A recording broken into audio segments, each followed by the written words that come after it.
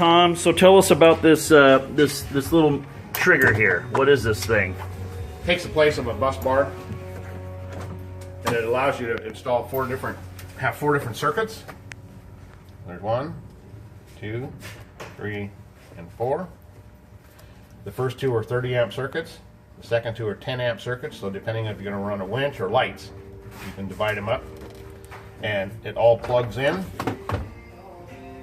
Oh yeah. And then you can run this takes the place of a hot lead. It's also got a remote, so you can turn the circuits on and off via the remote. Pretty slick. That's all via the remote. We're going to mount up here so you have easy access to it.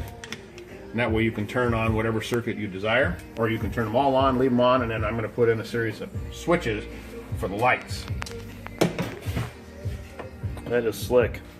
But it just takes the place of a bus bar. Right, it's just a lot smoother. A lot smoother, a lot simpler installation. A cleaner installation, I should say. And every circuit, of course, is fused. I mounted it in here just to get it out of the way. But you can then you hook it up directly to the battery. And then also to an accessory lead, so when your key comes on, it powers up the unit.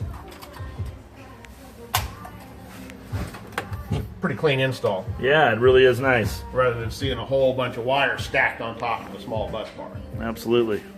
And everything's waterproof, out of the way. Yeah, looks good. Anyway, pretty clean. The mighty YXZ. This is our demo YXZ, gang. Yeah, so you're doing what, a street kit on this thing? Obviously wheels and tires. Wheels and tires. 40-inch light bar across the top. Small 10-inch light bar between the shocks, and then you got an inverted light bar too, right? So that bar is a two-way. Yeah, it shows light front and rear. Pretty cool. So you can mess with the person behind you. Body like, is that legal? I think one of them. I can put my hands out the window on that. I love these turn signals. That's a G.